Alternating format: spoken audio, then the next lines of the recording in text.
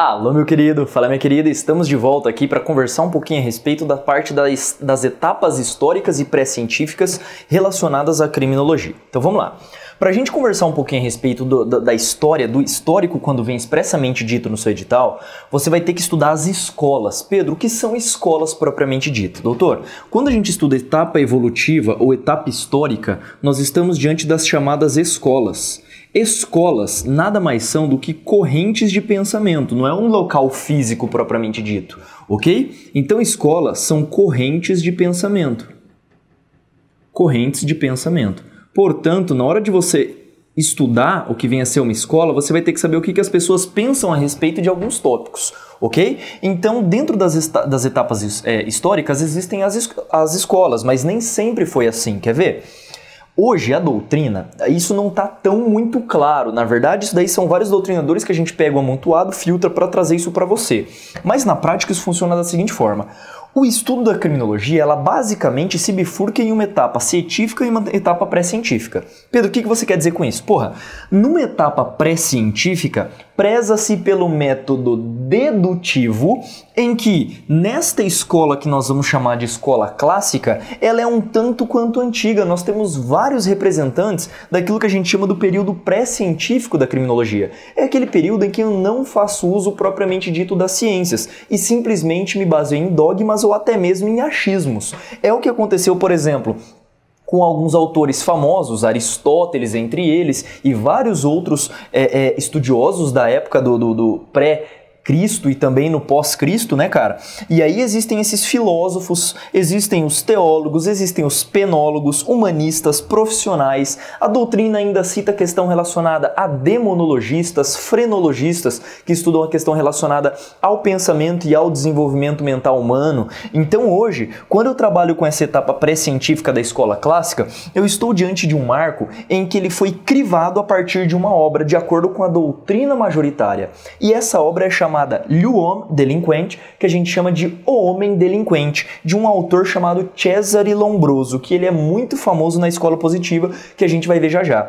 A partir desta obra do autor, deu-se início a uma etapa científica da coisa, principalmente uma etapa que divide de vez esses dois movimentos, que foi uma corrente de positivismo e também de iluminismo, principalmente no que tange a questão relacionada à Revolução Francesa. Então, a partir daqui, começou-se a valorizar a questão relacionada à ciência, portanto, deixando para trás aquela questão relacionada aos achismos e muitas vezes até mesmo uma única vertente pautada pela própria igreja.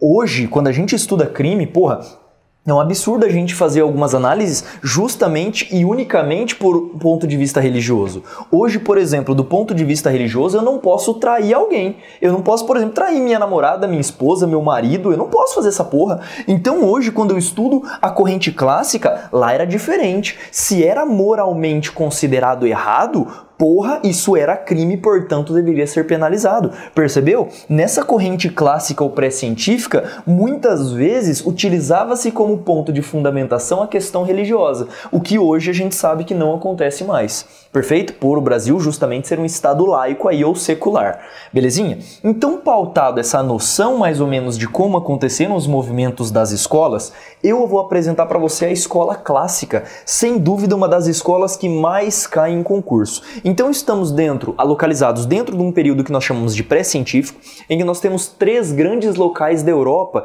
em que há essa movimentação. Nós estamos diante da Itália, principalmente Itália, nós estamos diante da questão relacionada à França e da Alemanha. Nós temos esses 3 países, obviamente que nessa época existiam algumas diferenças de fronteira, e aí você estuda em Primeira e Segunda Guerra como que isso se deu, mas na prática você tem que lembrar, Itália, França e Alemanha são os 3 países principais. Sem dúvida, a Itália sendo o berço de tudo, sem dúvida alguma.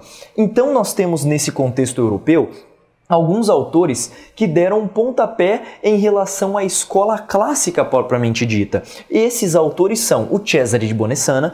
Esse cara chamado Cesare Bonesana, na verdade, ele ganhou uma nomenclatura peculiar justamente pelo título que ganhou. Portanto, ele era chamado de Marquês. Ele ganhou um título de Marquês de Beccaria. Por isso que pode aparecer na sua prova Cesare Bonesana, Cesare Beccaria ou Marquês de Beccaria. Pode aparecer das 3 formas para você. Você vai remeter esse autor justamente à escola clássica necessariamente, portanto participante de um período pré-científico. Ok? Existe também o Francesco Carrara, que nós estudamos lá na Medicina Legal, que estudou a questão relacionada à traumatologia de instrumentos contundentes e várias outras nomenclaturas dentro da Medicina Legal.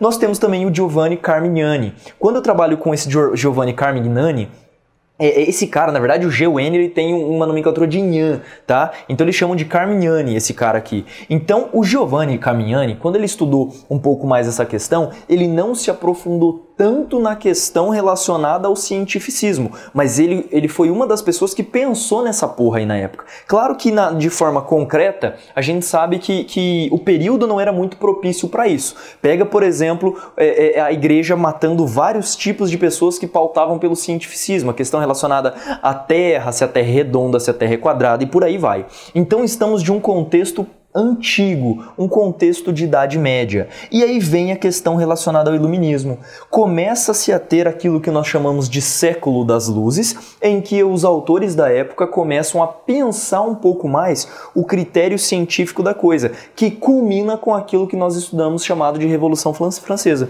Então essa questão relacionada ao Iluminismo vem a ser uma análise aprimorada, no nosso caso, diante da escola clássica, do crime e do criminoso. Na verdade, a escola clássica ela vai dar uma vertente muito maior para o crime. Ela pouco se importa muito com o criminoso. Aqui o foco é dado principalmente ao crime e começa-se a fazer uma análise do que vem a ser esse instituto. E aí nós temos as características da escola clássica. Para essa escola, o crime ele é um ente jurídico. Pedro, o que significa o crime ser um ente jurídico?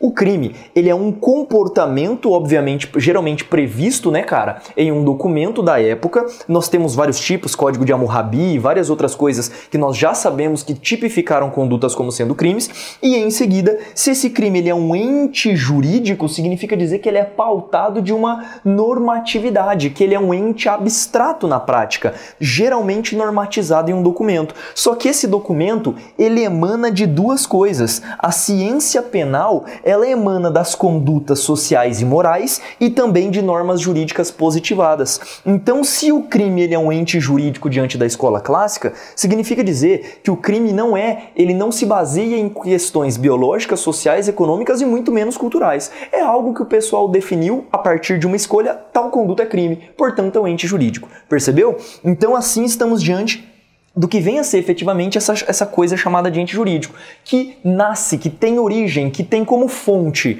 a moral e também a questão relacionada a comportamentos criminosos que as pessoas julgavam como sendo reprováveis, ok? Então estamos diante dessas duas vertentes. A terceira análise é que à época, como estávamos diante da questão relacionada ao iluminismo, havia aquilo que nós chamamos de culto à razão. E aí as pessoas começaram a falar o seguinte, porra, se nós estamos diante do antropocentrismo, ou seja, o homem sendo o foco do universo, se o homem ele é o foco é porque esse cara é foda, ele tem capacidade de tomar decisões, ele tem livre-arbítrio. Portanto, se uma pessoa hoje comete crime, essa pessoa escolheu cometer crime, percebeu? Então, culto à razão também cultuando muita questão relacionada ao livre-arbítrio. Pelo homem ser o centro da atenção, esse homem, se ele comete um crime, é porque ele escolheu. Logo, nós vamos ver lá na frente que se ele escolheu cometer um crime, ele deverá receber uma pena. E essa pena tem caráter repressivo. Percebeu? Então, a escola clássica, ela tem mais ou menos essa visão das coisas. Vem aqui comigo pra gente continuar falando de algumas características. Olha só, a escola clássica, cara, isso aqui é típico de prova, principalmente de banca VUNESP, hein?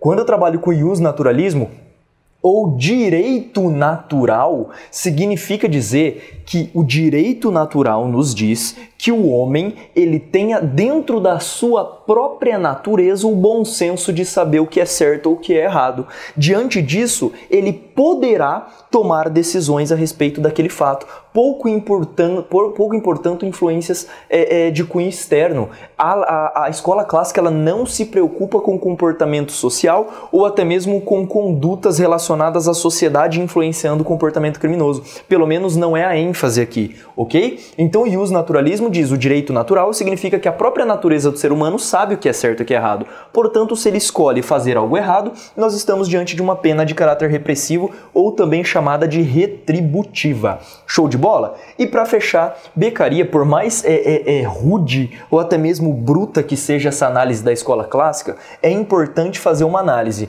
Perceba que nós estamos diante de um contexto em que o Marquês de Beccaria, ele entende que na sua obra, ele escreveu uma obra muito famosa que todo aluno de direito tem que estudar no primeiro ano da graduação, que é um livro chamado Dos Delitos e das Penas. Dos Delitos e das Penas é um livro que vai fazer culto a todas essas características que eu trouxe aqui para você, justamente posicionando o autor como sendo contra a pena de morte, inclusive contra a tortura. O Marquês de Beccaria, ele dizia o seguinte: tudo bem, se a pessoa ela tomou a decisão efetivamente de cometer determinado ato, ela deve ser punida. E esta punição, muitas vezes, do ponto de vista da ciência, ela deve reprimir aquela pessoa para que ela novamente não cometa aquele crime. Então, para esse autor aqui, ele não acredita que a pena de morte melhora as pessoas ou que mostra alguma coisa para a sociedade. Justamente pelo crime ser algo de cunho interno, meu amigo. Se é algo de cunho interno, esse é o ponto que o autor chega. Não há que se falar em pena de morte. Você tem que ensinar esse cara efetivamente o que deve ser feito. Por isso que a pena ela tem caráter punitivo ou retributivo para o Marquês de Beccaria. Vamos conversar agora um pouquinho, quebrando toda essa linha de raciocínio, a respeito da escola positiva.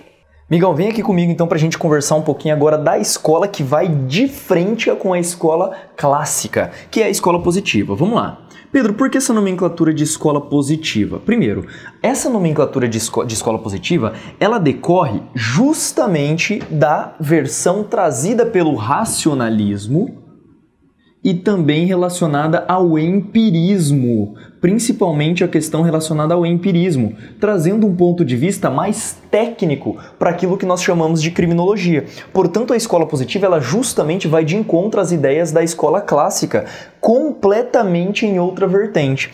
Principais autores dessa escola é o Cesare Lombroso. Ele era um médico muito famoso na época, que ele fez mais de 1000 necropsias em pessoas que eram presos, depois que eles morreram, obviamente, na expectativa de estudar o porquê que esses caras cometiam crimes. Em seguida também tem o Enrico Ferri. O Enrico Ferri ele é o estudioso da parte da sociologia criminal, portanto, ele insere no contexto da questão biológica o social, como que o fator social ele influencia no cometimento de crimes. Lembrando que o Enrico Ferri ele era genro do Lombroso e o Ferri ele trouxe uma vertente diferenciada. Ele falou, porra nenhuma, biológico apenas pode até ter, mas o que mais influencia no cometimento de crimes é o ponto de vista social. Olha a merda, imagina genro e sogro, que figura que tava isso daqui. E por fim,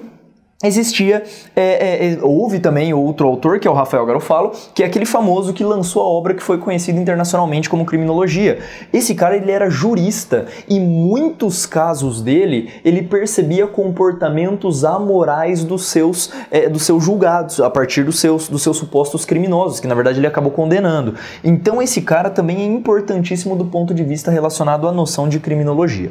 Bom, vamos então classificar cada um desses autores em seguida, as características do movimento e depois algumas peculiaridades. O ponto de vista que a gente tem aqui também é iluminismo. Aqui eu também estou diante, lá no século XIX, ele já está muito mais evoluído, tá? Já houve a questão relacionada à Revolução Francesa, e aqui eu já estou diante do século das luzes no sentido de empregar mesmo o racionalismo. Ponto de vista técnico, estudo, biologia, química, física nos seus auges. Então, esse seria o ponto de vista do iluminismo. Característica que nós temos da escola positiva. Primeiro, para a escola positiva, o crime ele era um fato natural e humano.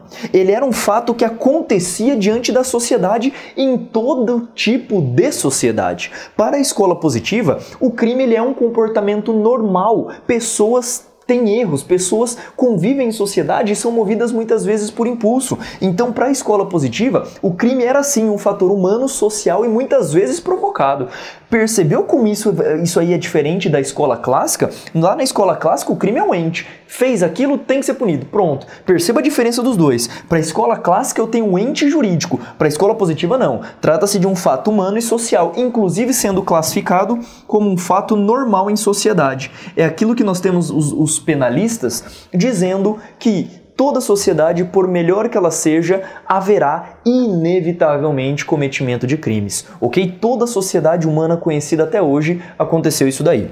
E aí a pena, se nós temos um fator humano e também social, fator humano principalmente na linha do Lombroso e social do ponto de vista do Enrico Ferri, há que se falar que a pena, portanto, ela também é voltada para a sociedade. A pena tem o intuito, tem a expectativa não mais de reprimir o criminoso, mas de proteger a sociedade daquele tipo de pessoa. Percebeu? Portanto, a pena é um instrumento de proteção social. Se aquela sociedade muitas vezes influenciou no cometimento do crime de dentro de uma determinada pessoa, em fatores intrínsecos a uma pessoa, eu afasto essa pessoa na expectativa de proteger o social, ok? Isto é a concepção positiva inicial que eu trouxe para você. Vamos avançar. Existe também, enquanto lá na escola clássica existe o justnaturalismo, aqui não há mais que se falar em justnaturalismo. Aqui a nomenclatura correta é determinismo. Significa dizer que o homem, ele nasce já com as características de cometer crime, principalmente do ponto de vista biológico. Se ele não nasceu, o fator social vai influenciar que ele cometa inevitavelmente crimes. Portanto, esse determinismo, ele se bifurca. Ele é determinado principalmente aos meios em que esse cara convive e ele está determinado principalmente do ponto de vista biológico. Ele nasceu com características, portanto, o cometimento de crime é inevitável. Percebeu? Esse vem a ser o determinismo, diferente do justnaturalismo em que o homem ele é considerado uma pessoa íntegra capaz de tomar a decisão. Aqui já não. O cara ele está pré-determinado de acordo com o biológico, de acordo com o meio social a cometer determinados tipos de crimes. Ele também se utiliza justamente do método positivo, em que eu abandono a análise dedutiva e parto para a observação, análise e indução. Então é na escola positiva que nasce o método indutivo, hoje, inclusive aplicado até hoje, em se tratando de criminologia. Percebeu? Nasce nessa escola aqui, diferente da escola clássica que é eminentemente dedutiva. Ok? E os autores? Vamos falar um pouquinho então dessas três. Ele pegou, por exemplo, a ala dos estupradores e fez necropsia. Falou, estuprador tem um perfil de ser baixinho, gordinho com a testa grande. Pois é, ele trouxe aquilo que a gente vivência em sociedade. Só porque o Cesare Lombroso trouxe a concepção biológica não significa que ele não... Que é l'homme delinquente, igual eu já coloquei para você no quadro, ou se a gente traduzir, o homem delinquente. Portanto, ele trouxe muitas características natas e como ponto mais, o maior tópico que ele trouxe, o auge, criminosos natos, que são aqueles que já nascem, obviamente, daquelas situações, criminosos loucos, em que ele também nasce com uma predisposição biológica, mas de cunho menos, é aquele que em determinadas situações, pelo impulso que é condicionado à sua condição, criminoso por ocasião. A ocasião molda, em determinadas ocasiões, aquela pessoa, se ela for exposta, ela vai cometer crime eminentemente. Então essas 4 classificações de criminosos, para esse autor ele é chamado de pai da sociologia criminal, justamente por ter escrito uma obra chamada de Sociologia Criminal. Bom, então Enrico Ferri, ele trabalhou principalmente com fatores sociais. Pedro, o que vem a ser os fatores sociais? Imagina uma pessoa que ela vive numa comunidade e os seus amigos, por exemplo, andam com corrente de ouro, anda com tênis de marca, anda com relógio, tem carro. Porra, essa pessoa que é menos favorecida, ela quer sim se envolver naquele meio, portanto, ela também quer andar com essas características, mas ela não pode. O que ela faz? Ela vai e subtrai coisas. Portanto, fatores sociais, para esse autor, são os principais desencadeadores hoje do comportamento criminoso. É isso que nos diz o Enrico Ferri em sua obra. Além disso, ele diz o seguinte: já que é a questão relacionada à sociedade que provoca muitas vezes o crime, vamos afastar o indivíduo na sociedade para blindá-lo. A sociedade não tem que viver em favor do criminoso, e sim esse criminoso deve ser afastado da sociedade. Portanto, ele adiciona uma nova modalidade, além das modalidades de Lombroso, de criminosos. Ele também cita aquilo que nós chamamos de criminoso habitual. Pedro, o que é o criminoso habitual? É aquele criminoso que não precisa necessariamente subtrair, mas o faz por vontade própria, simplesmente porque quer. Percebeu? Esse vem a ser o habitual, é diferente da ocasião e diferente de paixão. Paixão é aquele impulsivo. Ocasião é que se você expor o cara naquela situação, com certeza ele vai cometer o crime. O habitual não. Qualquer circunstância, se ele sentir vontade, ele vai lá e subtrai alguma coisa, justamente por estar diante de um meio social direcionado a esse tipo de conduta criminosa. Por fim, nós temos um terceiro autor, que é o Rafael Garofalo.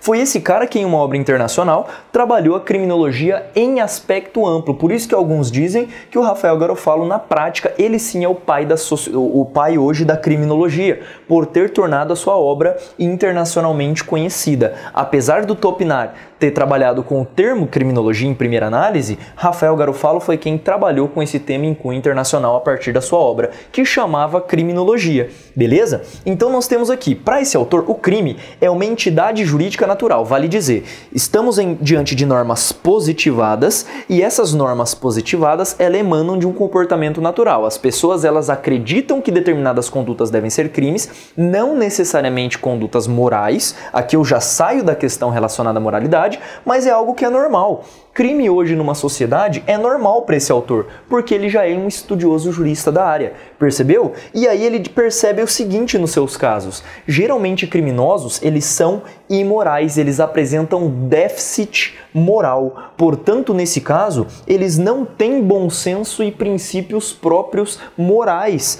Esse cara, ele classifica pautando nesse ponto de vista moral, por isso que alguns dizem que Rafael Garofalo deu uma ênfase à psicologia criminal ou à microcriminalidade.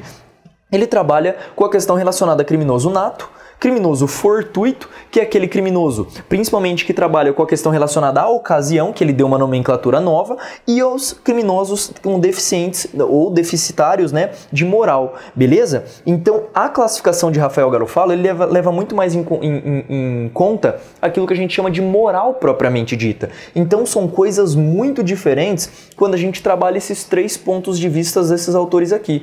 Então, para o Rafael Garofalo, ele também considera a questão relacionada a biológico, social, só que ele também percebe que a moral do cara, a forma de criação, os princípios de educação, para essas pessoas, na prática, faltam na sua condição como pessoa em desenvolvimento. Beleza? Então é isso que vem a ser esses três autores. Para a gente fechar, vamos dar uma característica da pena. Se o crime é uma entidade natural, meu amigo, olha só, significa um fato humano, normal e social que acontece em sociedade, essa pena, muitas vezes, esses autores todos que eu conversei com você, quando o cara se tratar de um criminoso nato, por exemplo, ele não tem jeito. Ele nasceu para cometer crime e ele vai cometer inevitavelmente, dentro ou fora da cadeia. Por isso que nós temos uma vertente da escola positiva, principalmente trazida por Rafael Garofalo e Cesare Lombroso, afirmando que a pena de morte é a única forma de suprir esse mal da humanidade. Percebeu? Então, para esses caras, o criminoso nato, ele deve ser morto. Esse cara não tem jeito, ele nasceu para cometer crimes. Diferente daquele criminoso de ocasião ou fortuito ou o deficitário de moralidade. Então aqui a vertente da pena ela também é diferenciada em relação à escola clássica. Para a Beccaria, lá na escola clássica, não há que se falar em pena de morte. Pena de morte não vai dar certo. A pena tem caráter retributivo lá apenas. Agora aqui não. A pena tem caráter de afastamento da sociedade na expectativa de blindá-la em relação àqueles indivíduos, justamente e, se necessário, matando esses indivíduos que são natos em relação à sua condição de cometedor de crimes. Com isso, eu fecho todo o entendimento trazido aqui pela escola positiva. E é claro, como que eu estudo isso na prática, Pedro? Escola clássica e escola positiva, confrontando ideias. Então, se você pegar um quadro de características, minha recomendação para você, coloca de um lado as características da escola clássica e do outro lado as características da escola positiva. No seu material, o que eu fiz? Eu trabalhei com algumas obras, depois você dá uma olhadinha, as principais obras dos principais autores, porque as bancas, inclusive a própria VUNESP, ela exige sim do indivíduo CESP e VUNESP as obras de determinados autores. Por isso que eu sempre estou citando aqui para você em relação a esse tópico. Espero que tenha ficado claro a diferença entre clássica e positiva e já já a gente continua esse estudo com outros tipos de escolas.